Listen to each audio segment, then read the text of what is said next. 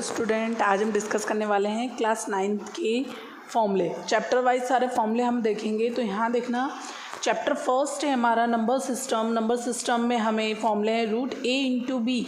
तो रूट ए into B जब हम इसे सेपरेट करते हैं, अलग करते हैं, तो रूट ए अलग हो जाता है और रूट बी अलग हो जाता है। सिमिलरली रूट ए अपॉन में बी, तो यहाँ पे भी हमने दोनों रूट्स क्या कर दिए, सेपरेट कर दिए। Next formula root A plus root B, root A minus root B, तो यहाँ हो जाएगा A square minus B square. तो स्क्वायर से रूट क्या हो जाएगा, कैंसिल हो जाएगा, तो आपके पास क्या बचेगा, A minus B. Next formula root A plus root B का होल स्क्वायर बराबर ए, तो यहाँ पे A square plus B square plus 2ab, लेकिन यहाँ पे रूट है इसलिए रूट में a इंटू बी, और यहाँ पे भी रूट होना चाहिए था, लेकिन इसके रिगार्डिंग यहाँ देखना, ए स्क्वायर मतलब रूट ए का होल स्क्वायर क्या आता है, ए स्क्वायर क्या होता है हमारा, रूट ए का होल स्क्वायर। तो स्क्वायर से रूट क्या हो जाता है, कैंसिल, तो हमारे पास क्या बचता है, सिर्फ ए, तो इसलिए यहाँ पे हमारे पास क्या बचा, ए। नेक्स्ट फॉर्मूला क्या है, ए की पावर m इंटू ए की पावर n। ये बहुत ही मोस्ट इंपॉर्टेंट फॉर्मूले जो आपको 9th में भी लगेंगे, 10th में भी लगेंगे, 12th में भी लगेंगे, सब में लगेंगे। यहाँ देखना, ए की पावर m इंटू ए की पावर n, तो जिसका बेस सेम होता है तो पावर्स क्या हो जाती हैं, ऐड हो जाती हैं।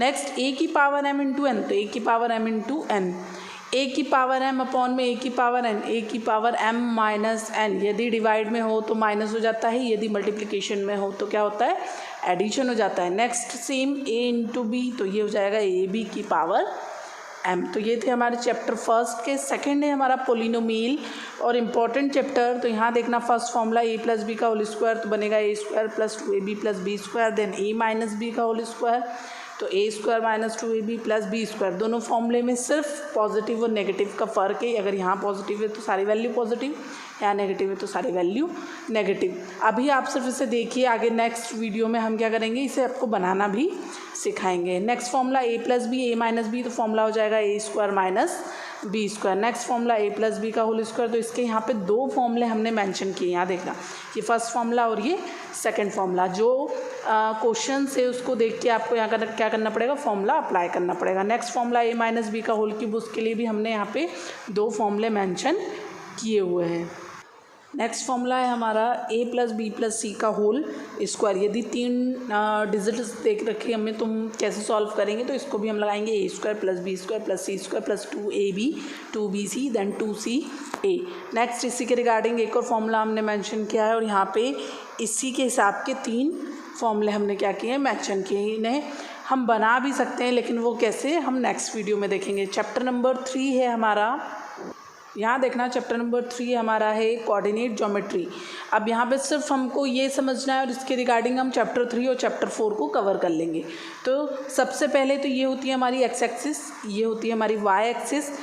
राइट हैंड जाने पे सारे नंबर्स क्या होंगे, पॉजिटिव होंगे। लेफ्ट हैंड जाने पे सारे नंबर्स क्या होंगे, नेगेटिव होंगे। सेम ऊपर जाने पे सारे नंबर पॉजिटिव, नीचे आने पे सारे नंबर नेगेटिव। अब हम बात करते हैं क्वाड्रेंट की। फर्स्ट क्वाड्रेंट की बात करें तो इसको कहते हैं फर्स्ट क्वाड्रेंट, इसको second, third, then fourth. First quadrant के जितने भी नंबर्स हैं वो सारे पॉजिटिव रहते हैं, देन इसमें पॉजिटिव नेगेटिव, इसमें नेगेटिव नेगेटिव, देन इसमें पॉजिटिव नेगेटिव। क्लियर है, आपको देखने से ही पता चल जाएगा। यहाँ देखना, ये सारे पॉजिटिव, ये सारे पॉजिटिव, तो दोनों फर्स्ट क्वाड्रेंट के क्या आ रहे हैं, पॉजिटिव आ रहे हैं। यहाँ देखना, ये पॉजिटिव बट ये नेगेटिव, तो नेगेटिव देन पॉजिटिव। सिमिलरली ये भी नेगेटिव है और ये भी नेगेटिव, तो इस क्वाड्रेंट का क्या होगा, नेगेटिव होगा। देन इसके क्या, ये नेगेटिव और ये पॉजिटिव, तो इसका क्या होगा, पॉजिटिव और नेगेटिव। तो ये थे हमारे चैप्टर नंबर 3 और चैप्टर नंबर 4, दोनों के फॉर्मूले इसी के रिगार्डिंग चलेंगे, और आपको इसमें क्वाड्रेंट ही बताना है और ग्राफ क्या करना है, प्लॉट करना है। चैप्टर नंबर 5 हमारा इक्ल्यूड्स ज्योमेट्री है, लेकिन हमें क्या करना है यहाँ पे, उसमें थोड़ा बहुत इंट्रोडक्शन थ्योरम्स हैं वो पढ़ना है, तो उसके कोई फॉर्मूले मेंशन नहीं है। चैप्टर नंबर 6 है लाइन एंड एंगल्स। तो लाइन एंड एंगल्स के यहाँ पे कुछ हमने डेफिनेशंस लिखी हैं। फर्स्ट है right angle, an angle whose measure is 90 degree, जिसको हम 90 डिग्री में मेज़र करें वो क्या होते हैं, हमारे right angle triangle. Then second acute angle is less than 90 degree, मतलब जितने भी 90 डिग्री से कम बनने वाले हैं, ठीक है, वो सारे क्या हो जाएंगे, एक्यूट एंगल हो जाएंगी। ऑब्ट्यूस एंगल मतलब an angle whose measure is more than 90 degree बस लेस देन 180 डिग्री, मतलब 90 डिग्री से तो ज़्यादा होगा लेकिन 180 डिग्री से कम होने वाले कौन से एंगल कहलाएंगे, ऑब्ट्यूस एंगल कहलाएंगे। नेक्स्ट स्ट्रेट लाइन, आपको पता है स्ट्रेट एंगल 180 डिग्री का, ये हो गया हमारा 180 डिग्री का। Reflex angle, an angle whose is measure is more than 180 degree, 180 degree से ज़्यादा हो लेकिन 360 से कम हो, वो कौन से कहलाएंगे, रिफ्लेक्स एंगल कहलाएंगे। देन यहाँ पे दो टॉपिक और हमने लिखे हैं जो आपको पता होना चाहिए। Two angle are said to be is complementary angle their sum is 90 degree, दो एंगल का सम जिसका सम कितना 90 डिग्री हो वो क्या कहलाएंगे, कॉम्प्लीमेंट्री एंगल। सेम ऐसे दो एंगल जिनका सम कितना होना चाहिए 180 डिग्री होना चाहिए वो कहलाएंगे आपके सप्लीमेंट्री एंगल। तो यहाँ पे हमारा चैप्टर नंबर 6, चैप्टर नंबर 7 हमारा ट्राइंगल है, क्वाड्रेटर है, तो उसमें 7 में तो है नहीं, तो देन यहाँ पे हम चैप्टर नंबर 8 के देख रहे हैं। चैप्टर नंबर 8 में एरिया ऑफ स्क्वायर का formula, then area of rectangle, area of parallelogram, area of rhombus, लेकिन इसके बेस पे ही हमें थ्योरम्स क्या करनी है, प्रूफ करनी है। तो यहाँ पे हमारा चैप्टर नंबर 8 हो गया। 9, 10 सर्कल है, कंस्ट्रक्शन है, तो इन सब में हमें फॉर्मूले नहीं लगेंगे। सीधे हम आते हैं चैप्टर नंबर 12 पे, हीरोन्स फॉर्मूला, जिसमें फर्स्ट फॉर्मूला है area of triangle 1/2 base into height, then second है Heron's formula S minus A, S minus B, S minus C, A B C. अगर आपको गिवन दिया रहेगा तो डायरेक्ट आप वैल्यूज़ निकाल लेंगे। एस इज़ अ पैरामीटर, कहाँ से निकालेंगे, तीनों को ऐड करके डिवाइडेड बाय 2। तो जब हम इसके क्वेश्चन डिस्कस करेंगे तो आपको ये समझ में आ जाएगा कि इसे कैसे सॉल्व करना है। चैप्टर नंबर 13 है हमारा सरफेस एरिया एंड वॉल्यूम, जिसमें फर्स्ट फॉर्मूला हमारा क्यूब का है। तो यहाँ पे TSA मतलब टोटल सरफेस एरिया, CSA मतलब कर्व्ड सरफेस एरिया, यहाँ हमने मेंशन नहीं किया है। देन वॉल्यूम हो जाएगा A cube, then diagonal is A√3। Then second cuboid का फॉर्मूला, इसके फॉर्मूले आपको मिलना बहुत ही मुश्किल है इसलिए आप इसे नोट कर लीजिएगा। क्यूबाइड का टोटल सरफेस एरिया, देन ये, then curved surface area, then volume, then diagonals. Cylinders के ये रहे फॉर्मूले, total surface area, curved surface area 2πr/s, then volume is πr²h। Then cone के सिमिलरली हमने लिखे हैं यहाँ total surface area, curved surface area, volume, then L की वैल्यू। सेम स्फेयर का हमने लिखा है total surface area, curved surface area, then volume, और लास्ट हमारा हेमी स्फेयर आपको लगेगा total surface area, curved surface area and volume. आपको इसको पढ़ना कंपलसरी है क्योंकि 10th में सेम आपको यही फॉर्मूले मेंशन है और यही आपको अप्लाई करने पड़ेंगे। नेक्स्ट है हमारा चैप्टर नंबर 14 स्टैटिस्टिक्स। तो यहाँ देखना मीन निकालने का क्या होता है, इसकी डेफिनेशन देखें अगर हम, it is found by adding all the value, जितनी भी हमें वैल्यू दी है उन सबको ऐड करना है ऑब्जर्वेशन को, और टोटल नंबर जो है उनसे क्या करना है, डिवाइड करना है। तो एक्स बार, इसको डिनोट किससे करते हैं, एक्स बार से डिनोट करते हैं मीन को। सबमिशन का मतलब होता है जोड़ना, सबको इकट्ठा करना। देन FI XI अपॉन में सबमिशन FI। आप यहाँ पे ये फॉर्मूला न लगा के दूसरा भी लगा सकते हैं, जैसे इसके रिगार्डिंग क्या है, x1 + x2 + x3 + x4 up to जहाँ तक भी नंबर हो, ये क्या है, टोटल नंबर्स हैं।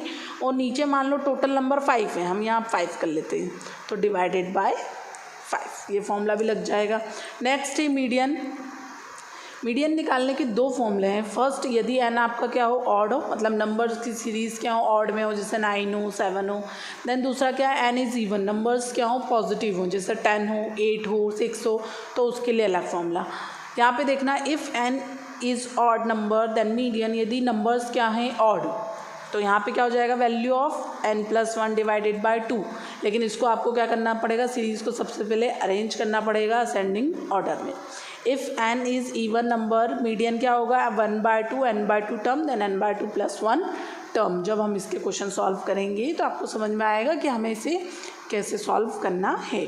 मॉड निकालना, तो यहाँ पे देखना मॉड का क्या होगा, the mod is the most frequency occupied by observation, मतलब हमें जो टेबल में जो नंबर्स दिए हैं उनमें सबसे ज़्यादा रिपीटिंग टर्म कौन सी है, मान लो 2 ज़्यादा सबसे रिपीट हो रहा, 3 हो रहा, तो वो हमारा क्या कहलाएगा, मॉड कहलाएगा।